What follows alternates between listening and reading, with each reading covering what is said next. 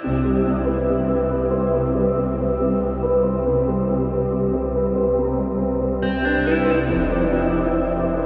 this is Teacher Cyrus, and let's start our discussion. Number one, science requires blank in order to differentiate it from philosophy. A. Authority. B. Logical thinking. C. Empirical evidence. And letter D. Tradition.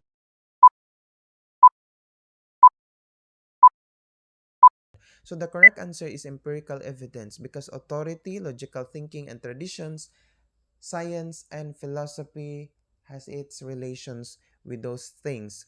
Unlike empirical evidence, so philosophy didn't base on empirical evidence, but they merely focus on reasoning and logic. Number two, the use of blank is useful in reducing inaccuracies in scientific research. A. Measure devices. B. Generalization. C. Logical reasoning. Or letter D. Machine.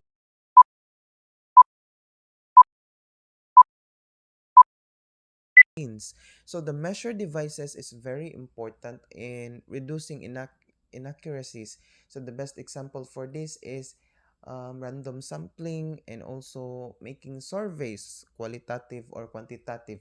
So through that, so we can reduce inaccuracies because of we didn't merely base on our beliefs or our biases in especially if maapektuhan ang ating paniniwala. But with the use of sampling or measure devices, it can help to reduce inaccuracies. So that's why letter A is the correct answer because generalization, logical reasoning, and machines can have its biases.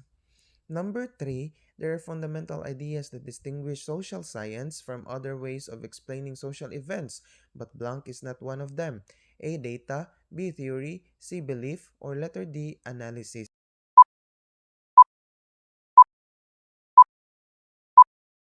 So the keyword here is social science and social events. And lastly, not. So data, theory, and analysis. So as we all know, so in order to explain or further explain the social events, so we need to use data, the theories about it, and also the analysis. So based on anthropology and archaeology in order to explain that. But belief is not the part of them because of social sciences is merely based on empirical evidence and not of those beliefs. So that's why letter C is the correct answer. Number four, which comprises what the researcher wants to discover and the best way to do it. A. Paradigm. B. Hypothesis. C. Methods. D. Research design. You're given 5 seconds to answer. Before we'll reveal, let's discuss first. If we will say paradigm, it is a philosophical framework about your research is based. So it consists of ontology, epistemology, and research methodology. So if we will say hypothesis, so it is a statement of expectation or prediction that will be tested by research.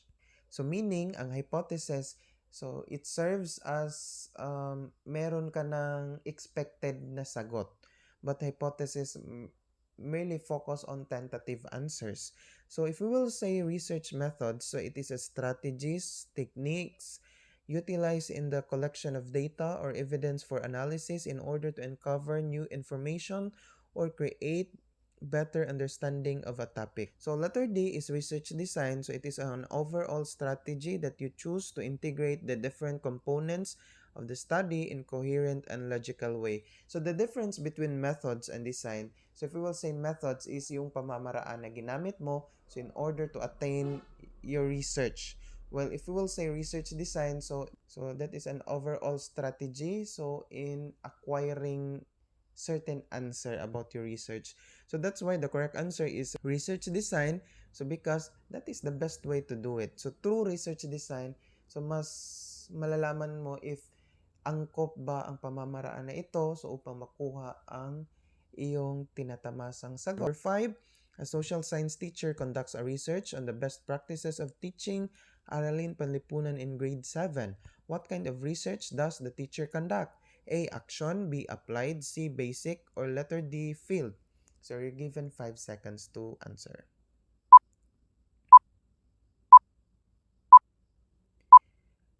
So if we will say applied, so unahin muna natin ang applied. So research that seeks to solve practical problems. So meron bang practical problems sa question? So I think wala. So ang gusto lang makamit ng teacher is best practicing in teaching aralin panlipunan in grade 7. So that's why letter B is not the correct answer. So if we will say basic, so it is a study might to increase our scientific knowledge. So if we will say scientific knowledge, so hindi naman kailangan guro ng scientific knowledge. But ang kanyang kailangan is best practices in teaching aralin panlipunan. So that's why letter C is that the correct answer. If we will say field, so it is a qualitative method concerned with understanding and interpreting social interactions by observing, interacting with people in natural setting. So if we will say field research, so it is parati itong ginagamit sa tinatawag nating anthropology. So because it studies about the culture and the natural setting of a certain community. So that's why hindi naman ito ang kailangan ng teacher. So that's why letter A is the correct answer or action research because gumagawa siya ng paraan so upang mas makamit learning ng bata. So that's why he used action research so in order to acquire the best practices in teaching aralin panlipunan. Number 6, what is a deliberate deception used by advertisers when they say, join the thousands of chosen to switch to the better network? A. Bandwagon. B. Circular thinking. C. Big lie. Or letter D. Personal attack. So you're given 5 seconds to answer. Remember, if we will say bandwagon, so it talks about gaya-gaya. So kapag mahilig kang makisali, so for example, if sikat ngayon ng aesthetic, so nag-change ka ng fashion mo, so you pick on tinatawag nating aesthetic, so that is bandwagon. So gumaya ka sa kung ano ang sikat. So if we will say circular thinking, so it talks about logical fallacy. So I already give example to this yesterday. So the 18 years old can vote because they have the right to vote. So that is best example for circular thinking. If we will say big lie, so misrepresentation of truth used as propaganda technique. So big lie, so ginagamit merong manipulation sa truth so in order to have propaganda. So if we will say personal attack, hindi naman inatake na question ito ang personal na pagkat. So that's why the correct answer is bandwagon, is gaya-gaya from the word itself. Join the thousands who have chosen to switch to the better network. So that's why letter A is the correct answer. Number 7, which can be considered deliberate deception by a student who invents an excuse or reason. I need to relax so I can spend more time posting on Instagram than studying. A. Bandwagon. B. Rationalizing. C. Personal touch. Or letter D. Circular thinking.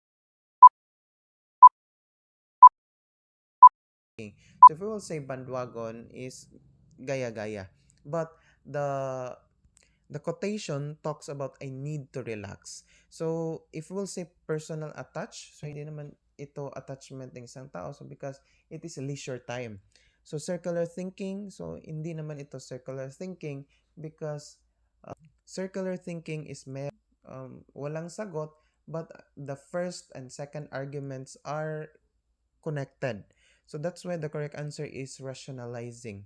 So if we will say rationalizing, so you are focused on acquiring your wants. Which fallacy generalizes extreme perception about people, places, and ideas? Example, Englishmen today have no sense of humor, etc.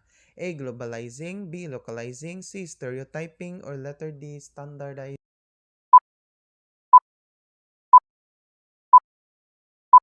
So if we will say globalizing, so that is in relation with globalization. So it has nothing to do with globalization because of it talks about Englishmen.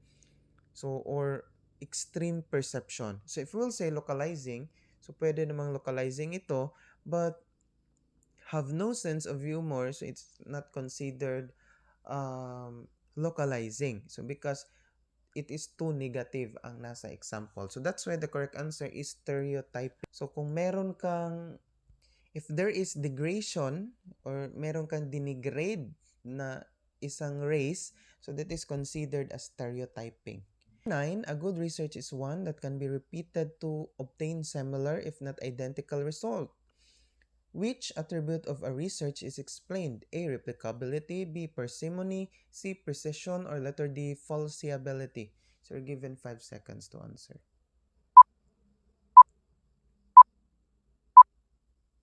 So if we will say parsimony, so meron yung, if we will say parsimony, it is not willing to spend money or to give or use a lot of something. So merong pagkakuripot.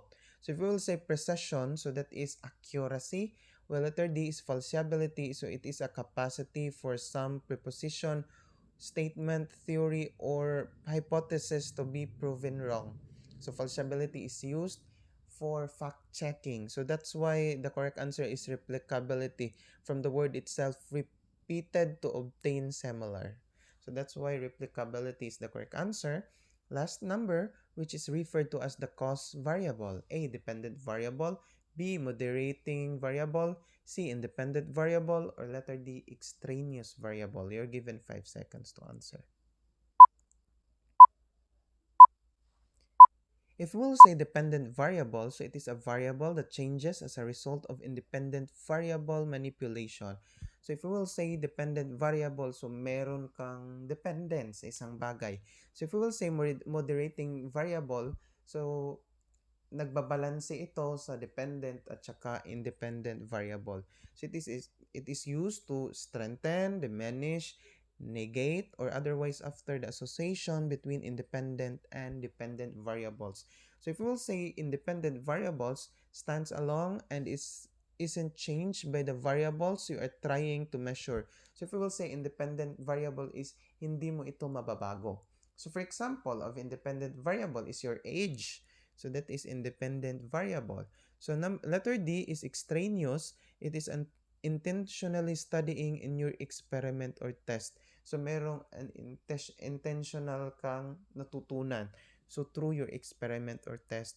So that's why the main cause variable is letter C, independent variable. So because it stands alone and isn't changed.